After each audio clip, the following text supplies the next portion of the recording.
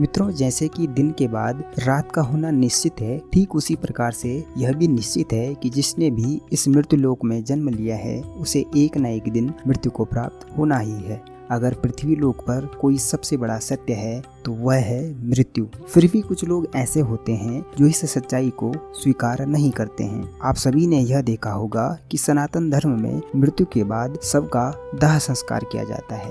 साथ ही आपने यह भी देखा होगा कि अगर किसी व्यक्ति की मृत्यु सूर्यास्त के बाद होती है तो कई जगहों पर उसका दाह संस्कार अगले दिन किया जाता है, रात में नहीं। ऐसे में आपने यह भी गौर किया होगा कि अगर किसी परिवार में किसी की मृत्यु शाम के बाद होती है तो उसके शव को रात भर अकेला नहीं छोड़ा जाता। परंतु मित्रों, क्या आप जानते हैं कि शव को रात भर अकेला क्यों नहीं छोड़ा जाता? अगर नहीं तो इस वीडियो को अंत तक जरूर देखिए, क्योंकि आज हम इसी प्रश्न का उत्तर जानेंगे धार्मिक मान्यताओं, गरुड़ पुराण में बताए गए विचारों और कुछ व्यवहारिक कारणों के आधार पर। तो चलिए अब बिना किसी देरी के जानते हैं गरुड़ पुराण और हमारी परंपराओं से जुड़ी यह बातें। मित्रों, हमारे धर्म में मृत्यु के बाद सबको अकेला क्यों नहीं छोड़ा जाता, यह बताने से पहले हम आपको यह बता देते हैं कि कब कब अथवा किन परिस्थितियों में शव का अंतिम संस्कार तुरंत नहीं किया जाता है या कुछ समय के लिए टाल दिया जाता है। सबसे पहले सनातन धर्म में यह मान्यता है कि अगर किसी की मृत्यु सूर्यास्त के बाद होती है तो कई परिवारों में उसके शव को रात भर घर पर रखा जाता है और अगले दिन प्रातः काल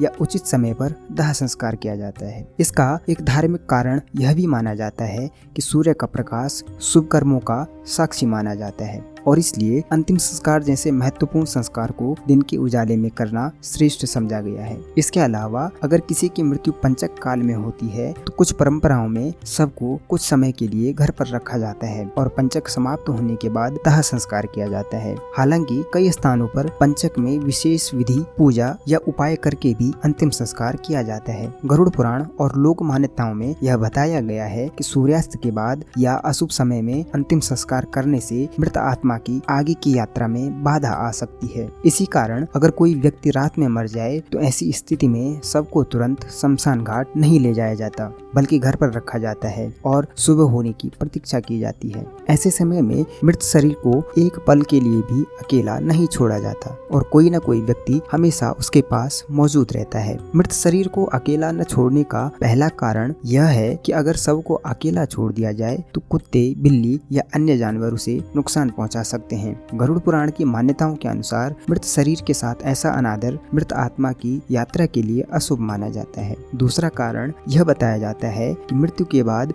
शरीर में धीरे धीरे दुर्गंध आने लगती है, इसीलिए वहाँ कोई न कोई व्यक्ति बैठा रहता है और धूप, दीपक या अगरबत्ती जलाता रहता है ताकि वातावरण शुद्ध और शांत बना रहे। धूप, दीपक और मंत्र जाप केवल दुर्गंध को दूर करने के लिए नहीं, बल्कि वातावरण को पवित्र और सकारात्मक बनाए रखने के लिए भी माना गया है। तीसरा व्यवहारिक कारण यह भी है कि पुराने समय में रात के समय शमशान तक जाना सुरक्षित नहीं माना जाता था। रास्तों में अंधेरा होता था, जंगली जानवरों का भय रहता था और पर्याप्त रोशनी या व्यवस्था भी नहीं होती थी। इसीलिए रात में सबको घर पर रखकर सुबह अंतिम संस्कार करना अधिक सुरक्षित और उचित समझा जाता था। गरुड़ पुराण के अनुसार भगवान विष्णु गरुड़ जी के प्रश्न का उत्तर देते हुए मृत्यु, आत्मा और अंतिम संस्कार से जुड़ी कई बातों का वर्णन करते हैं। ऐसी मान्यता है कि मृत्यु के बाद आत्मा शरीर से अलग हो जाती है, लेकिन कुछ समय तक अपने शरीर और परिजनों से जुड़ाव महसूस करती है। इसी कारण मृत शरीर के पास बैठकर प्रार्थना, नाम स्मरण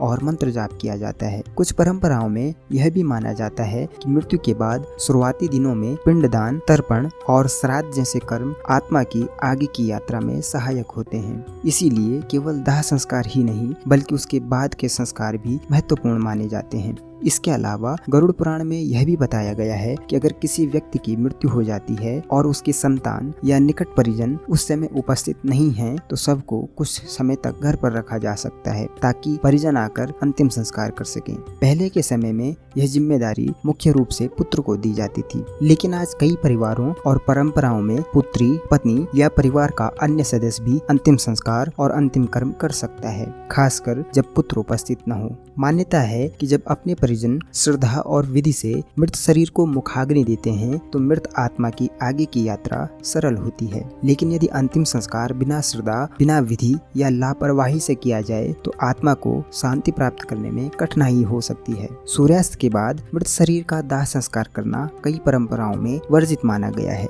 लोक मान्यताओं के अनुसार ऐसा करने से मृत आत्मा को असुर, दानव या पिशाच योनि में फिर से जन्म लेना पड़ सकता है। यह भी माना जाता है कि अगर रात में मृत शरीर को अकेला छोड़ दिया जाए तो आसपास भटक रही नकारात्मक शक्तियाँ, दुरात्मा उस शरीर के पास आ सकती हैं। इसी कारण सबके पास दीपक जलाया जाता है, मंत्र पढ़े जाते हैं और कोई न कोई व्यक्ति जागकर रखवाली करता है। साथ ही यह भी कहा जाता है कि मृतक की आत्मा मृत्यु के तुरंत बाद अपने परिजनों को देखती है और उनसे भावनात्मक रूप से जुड़ी रहती है, इसलिए परिवार के लोग सबके पास बैठते हैं। कहा जाता है कि इंसान की मृत्यु के बाद शरीर आत्मा से खाली हो जाता है। इसी कारण से यह माना गया है कि उस मृत शरीर को अकेला छोड़ना उचित नहीं है, क्योंकि वह शरीर अब असहाय अवस्था में होता है और उसकी रक्षा करना परिजनों का कर्तव्य होता है।